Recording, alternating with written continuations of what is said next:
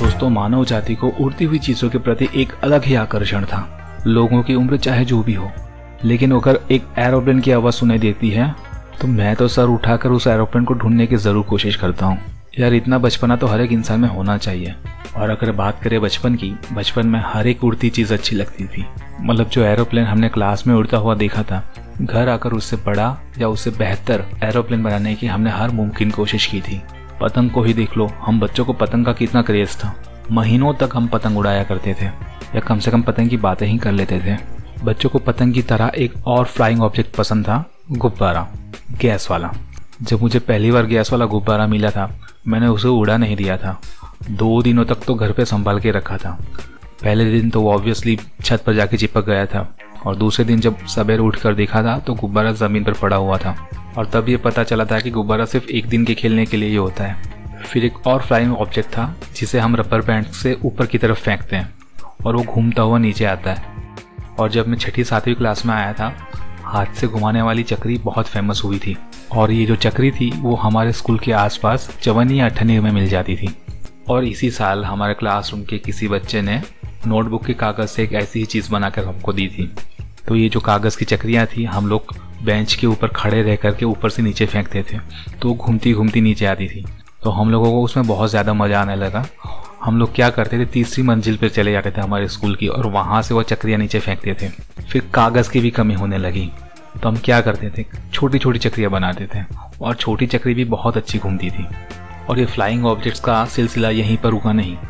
Class के एक और दोस्त ने बताया कि पॉलीथीन की थैली से पैराशूट बन सकता है। तो दोस्तों, मैंने तो उसे धर लिया। मतलब कि मैंने उसका पीछा तब तक नहीं छोड़ा जब तक उसने मुझे पूरा फॉर्मूला नहीं बताया। दूसरे दिन भी मैं प्लास्टिक की बैग लेकर के गया स्कूल में, और उसे दे करके बोला, मुझे अभी के अभी पैराशूट बना के दिखा। और भाई, उसने रिसेस में मुझे पैराशूट बना के दिखाया था। फिर घर पे आके मैंने 5-7 पैराशूट बनाए, और अगले 1 महीने तक मैं अलग अलग पैराशूट बनाता रहा, एक्सपेरिमेंट करता रहा। उस समय ग्रीन कलर के छोटे छोटे सिपाही आते थे, तो वो भी एक पीस में बांध के छत पर से नीचे फेंका करता था। और उसी साल दिवाली के दिनों में मेरे जो एक अंकल थे, वो स्काई शॉट लेकर के आए थे जिसमें से पैराशूट निकलता था। मैं तो भाई अपने अंकल के पीछे ही पड़ गया कि अंकल, आप इसको दिन में ही फोड़ो, मुझे वो पैराशूट पकड़ना ही है और मुझे चाहिए वो खेलने के लिए। अंकल 2 ही शॉट्स लाए थे, उन्होंने एक शॉट दिन में चला दिया, लेकिन वो पैराशूट हमारे हाथ नहीं लगा, वो पता नहीं कहाँ चला गया। लेकिन यार, क्या दिन थे बचपन के, नहीं। और आखिर में जो फ्लाइंग ऑब्जेक्ट मुझे याद आ रहा है, वो बहुत खतरनाक था। उससे किसी का सर भी फूट सकता था, और उसे हम ही बनाते थे। वो थी प्लास्टिक की थैली, प्लास्टिक बैग, एकदम पतली वाली। तो उसे हम पकड़ के राउंड शेप में काट देते थे। पता है किससे? पतंग का जो धागा होता है ना, उससे। फिर उसे पत्थर में लपेट करके पत्थर पूरी ताकत से ऊपर फेंकते थे। पत्थर से अलग होकर प्लास्टिक का टुकड़ा धीरे धीरे नीचे आता था। वैसे ही मेरी किस्मत की तरह यहाँ वहाँ लहराता हुआ, लेकिन उसे देखने में, उसे पकड़ने में बहुत मज़ा आता था। और इस प्लास्टिक के टुकड़े को हम कहते थे टुक्कल। चलो टुक्कल उड़ाते हैं। तो ये बचकाना वीडियो देख करके या मेरी बचकानी बातें सुन करके आपकी बचपन की कोई यादें ताज़ा हो रही हो तो कमेंट करके मुझे ज़रूर बताइए। मैं कमेंट का रिप्लाई ज़रूर करता हूँ।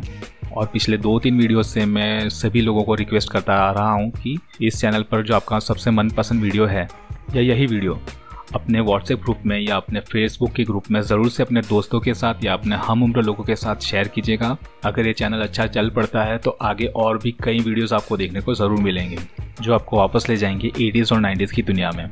मिलते हैं अगले वीडियो में।